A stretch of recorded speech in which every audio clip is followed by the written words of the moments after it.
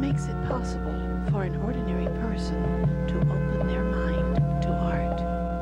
Welcome to the Star Rover. I'm your host, Mary Rudge, with a very special guest, an artist. An artist who makes every day a work of art. And her name is Susan Seddon Boulet. She was born and educated in Brazil and will tell us about her childhood and what motivated her to become an artist.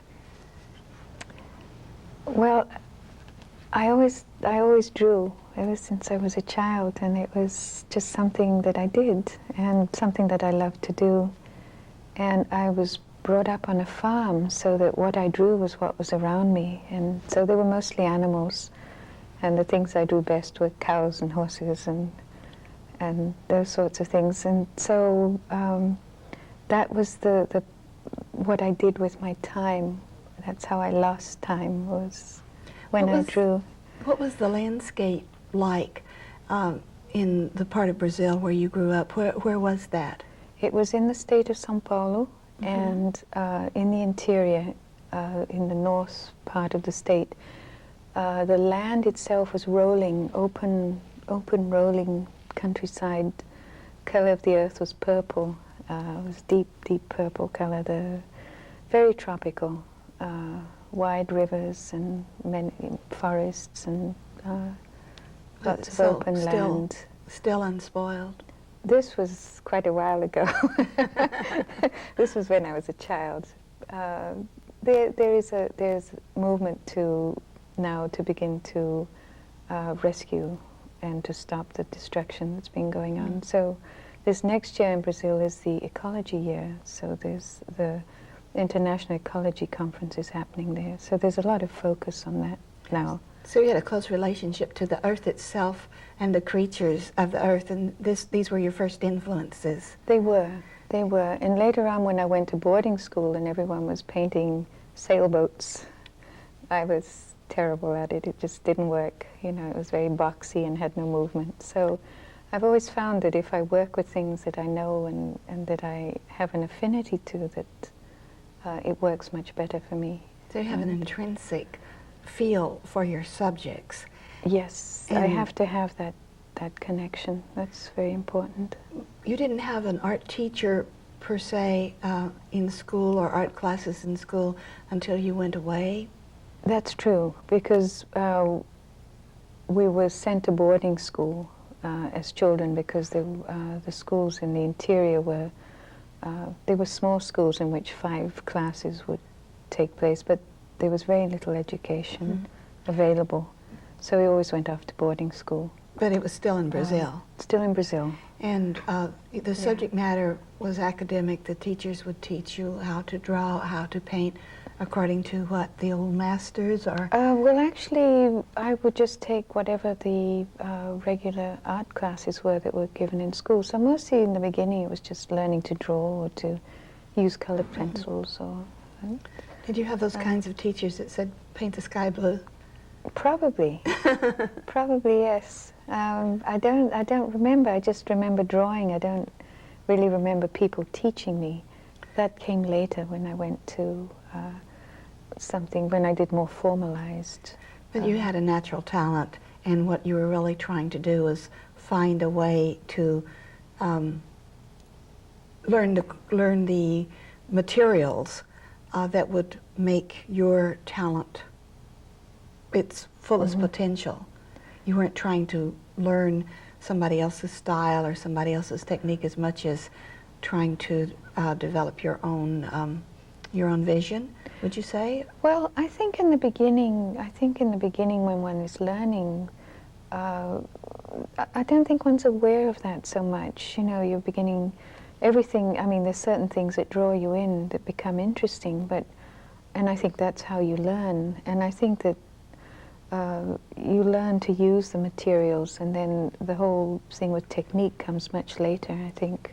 So you just enjoyed all forms of exploration with art ideas and art materials and theories and things you were hearing. Although there wasn't that much available, you know, art classes were just, it wasn't like we had studios to go into, or they were just very ordinary art classes. What decided you to devote your life to art.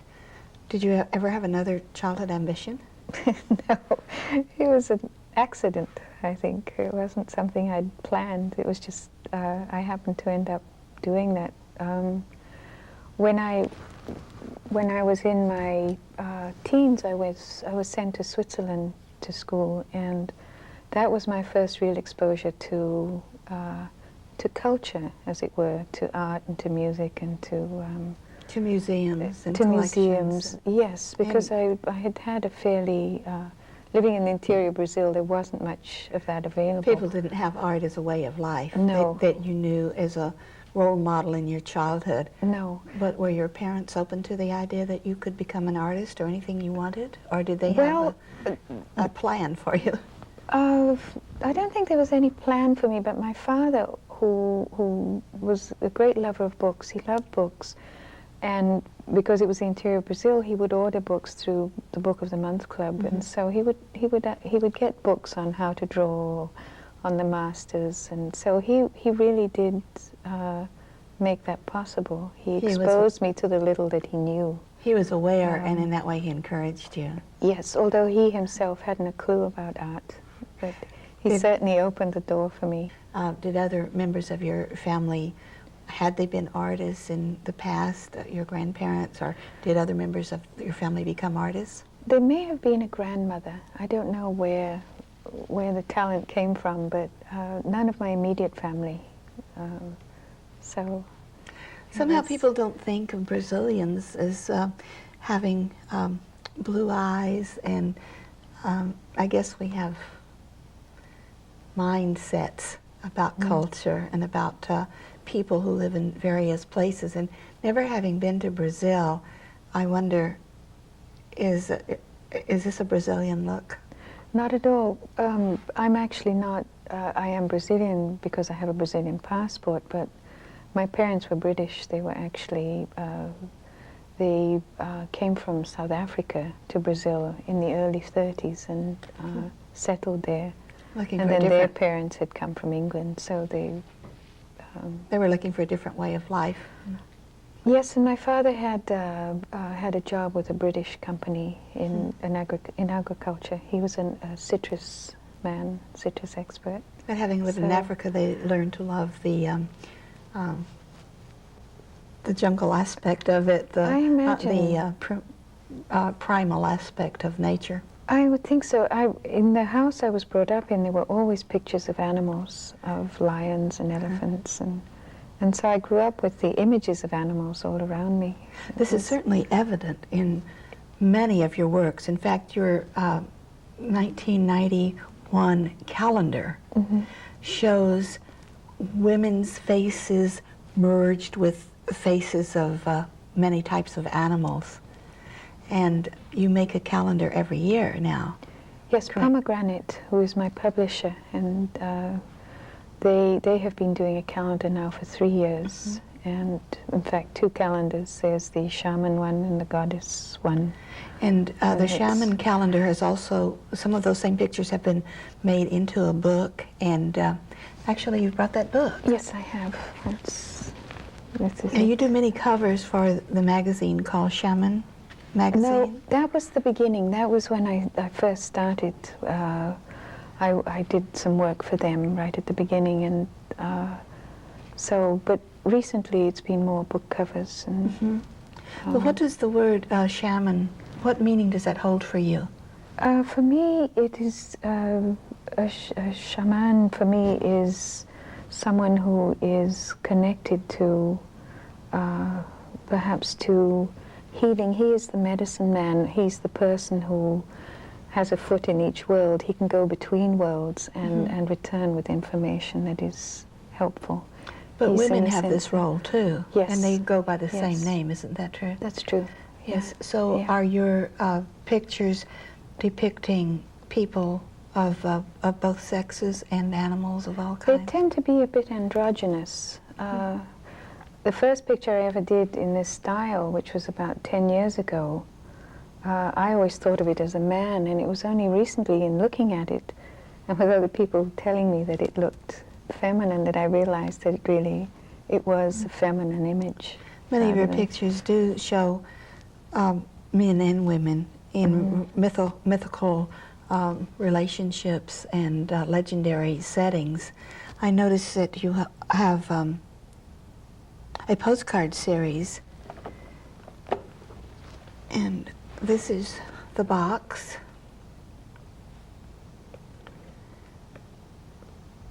And inside there are cards,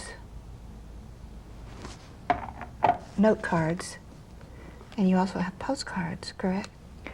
There's a series of cards published other than just the box. This was a way that Pomegranate had of marketing that was contained, but they've actually published a lot of cards. They've been publishing my work since 1975, I think. I see it everywhere. Yeah. I see it in fact, there's a catalog now that goes all over the United States and to other countries too, and people order your work, and so it's really reaching out to the whole world. It has this universal appeal, and it builds on imagery and the symbols that have a core meaning in almost all societies and cultures.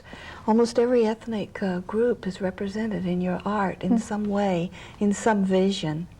Where do these themes come from? How do you manage to decide what you're going to put into a picture? Well, I think the pictures for me are very much a way in which I explain something that's going on in my own psyche or in my own life. If I have a feeling, I must draw it to explain to myself what it is that I'm experiencing. And they take the form of mythic figures, because that's, I think, what I'm interested in. I'm very interested in the symbolic language, or the language of symbols and of myth. And ever since I was a child, I always loved stories. Did we see another one of your... This is the newest portfolio. This is the one... The goddess paintings. Which, yes, and they have, I think it's 8 images. And this is the newest one that's just come out. And just these were not dreams. They developed actually from feelings and moods that you had within yourself about why goddess. Were you feeling empowered at this time, or did you feel like we needed to get in touch with the feminine aspects of the world again? I think perhaps it's getting in touch with my own feminine aspects. I tend to work on a much more personal scale rather than on a worldwide scale. Would you be able to tell us a little bit of the content of these 3 pictures on the cover? This image, which is only partially here, became for me an image of Psyche. The myth of Psyche has been a myth that I have been very interested in for the last 10 years. And in following the story and in doing the different phases of it, I have also understood my own journey. And it seems to have followed my own development. And Psyche is sometimes called the soul, and sometimes called a type of muse, or how would you define Psyche? Psyche is, the myth of Psyche and Eros is tied in with the feminine journey. And she is, and Psyche does mean soul. Yes. So it's very much the feminine journey in search of their divine nature. So, and this one here was Mary, and the aspect of Mary that is both angel, so that she holds the feather from the Annunciation. So it's both angel and the Holy Spirit and Mary as one, so that one is not separate from the other. And then this is Lilith, who was the first wife of Adam. The first creation. She was the first creation, yeah. And what is she doing?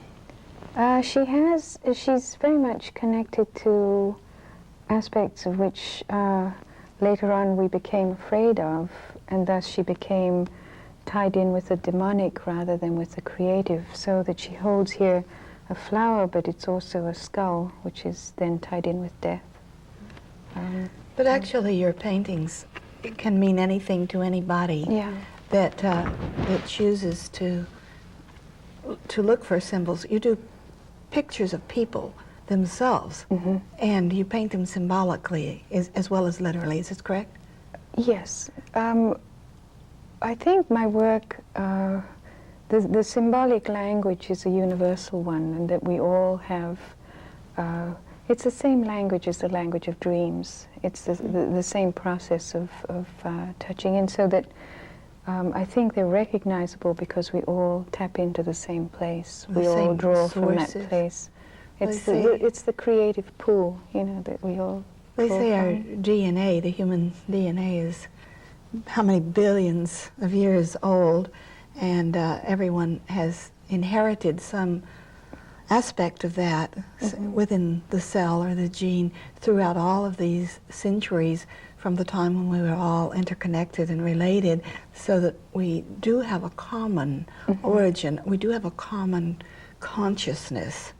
Some people have just discovered it more than others, or are more sensitive to it. And certainly you as an artist have definitely found your sensitivity. It's been a long time in developing. It's certainly been a journey and exploration. Has your technique undergone many changes, the way in which you use paints and material? Very much. From what it was at the beginning, it's changed a lot. So the theme, the feeling of them hasn't changed, but the technique itself has changed. Some of your paintings, you seem to use layers and layers of paint and images, and a lot of sgraffito, so that images and colors show through colors in surprising ways. Yeah. And I think you're really the only person that whose work I've seen who can handle that very, very ancient technique in the way that you do in contemporary work.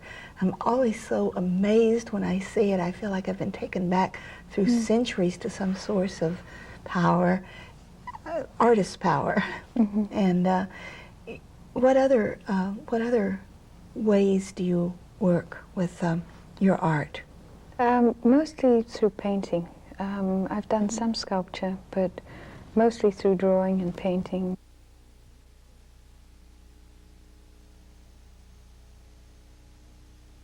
I love texture, so I tend to want to texture everything. So I use razor blades and erasers, and I scuff the paper up. I like the texture, and I think that's why working with fur and feathers is so easy, because it's just part of the whole textural aspect of it. So, and I like detail. I like, but not overall detail. I like certain places to be detailed, somewhere which will draw your eye in, and from there you can go out. But it's never thought of ahead. It's something that develops as I do it. So it's never planned which animal and which... Somewhat, but not. I find I can't hold it very tight, because if I do, then I get stuck. I've had to learn to sort of loosen myself into it and allow it to move. And in one painting, I'll often do 7 or 8. I'll think, oh, good painting, and off I go. It's changed again, and so it takes me. It takes a while for a piece to be finished, but it's almost as though it will finish itself. And this is a solitary process. You work quite alone. You're not moved or motivated by music or stimuli, or you don't have to go out and look at things. It comes from within. I think it's a gathering process. Everything I do goes into a sort of a cauldron, as it were, and it's like the creative process. Everything goes in, and then when it comes out in a particular form, and it's little bits of everything, of all of my life. I don't think it's really separate. I feel that you're a very private person, and that you have never tried to, what shall I say, exploit yourself or seek fame, and yet it has come to you just by virtue of what you do, and you have a great following of people who love your particular themes and your particular work. So I know that this will go down through the centuries, long after we're here. That's what art does. And what would you, if you had a choice to say, want your legacy to be, want people in future generations to think about your work and your time? Have you given that a thought? Great change. My sense is that that's a very large question. Right. But my sense is that I think what a lot of people are involved in now is finding out what their own story is, or, you know, how it fits into the whole. I think that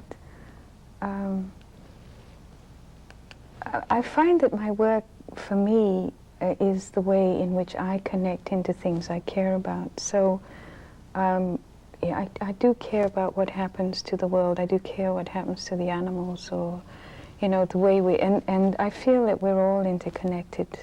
And that, and that's, I think, why in my paintings everything is interconnected. And we are on this spiritual journey. I think for me it is that, yeah. Sometimes when I look at your work, I think everything Bill Moyer and other people talking about the humanities and about culture have said is visible, has been made visible by you. Oh. And of course, we don't know what historians will say or what will happen. We don't know about earthquakes and fires, and so there's no way we can guess what will happen in the future. But your work now is having a great impact on people who care about the earth and ecology and humanity and spirituality. I want to thank you very much for sharing some very important aspects of your life and of your work. I think this will make people know you better, even though your work stands alone and speaks for itself. Thank you very much for being on the Star Rover. Thank you so much, Mary. I've loved being here. Now let us see again some of the art of Susan Seddon Boulet, as shown in her book and her calendars. This was the first piece that I did that in the more shamanic type pieces, the one that first joined human and animal together in this form. And a lot of it was to do with texture, and a time when I had to change paper so that the paper itself created the texture and gave me a new way to work.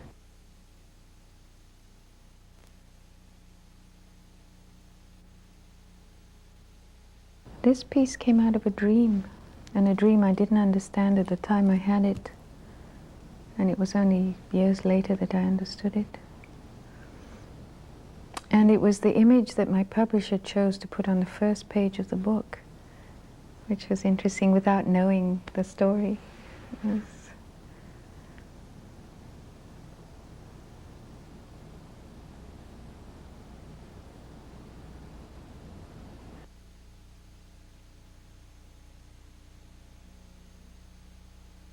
This piece is a piece, the image is of a deer, and part of it, half of it is skull, half of it is life, and it's that point in time in which we can make the decision to go for life or to, or allow it to disappear and not to be there anymore. And so this is the image that for me would represent that. This piece is called Healing the Earth. And it's that point in time in which we have a choice of going either way, of either losing or healing. This one was a nature goddess. She was a lot tied in with leaves and eggs and have to pan down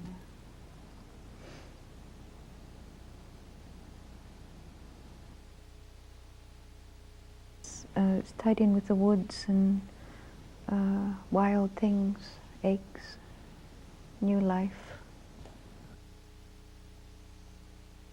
Perhaps she's a harbinger of spring. This is an Egyptian cat goddess of the name of Bast.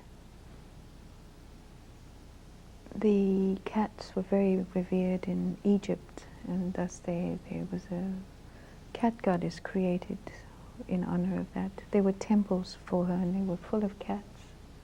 I read a lot. I'm very interested. I have lots of books on mythology and symbolism that I can refer to.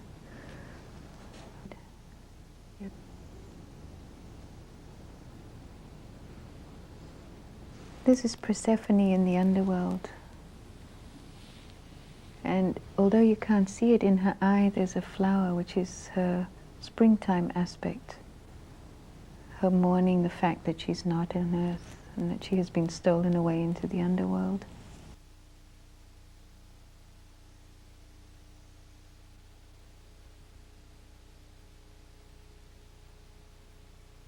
Eve receiving wisdom from the serpent who's whispering in her ear.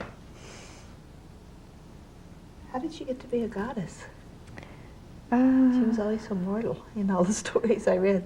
She's connected to the great goddess on some level, especially since there's a serpent in the story. The serpent is one of the images of the goddess. So I think all of them are connected and come out of a much more ancient myth. Mistress of vegetation and a lady of the beasts, a great goddess of the earth and mother of the divine tribes of the ancient Near East. Her totem animal is a snake. This is a painting of Psyche, and it's Psyche who has gone into the underworld for her fourth task, which is to receive or retrieve the box of beauty for Venus. Psyche at the journey's end. This is my book, Shaman, published by Pomegranate, and it's a book of my paintings done over the last 10 years. And most of my work, most of my reproductions can be found at Gaia Books in Berkeley.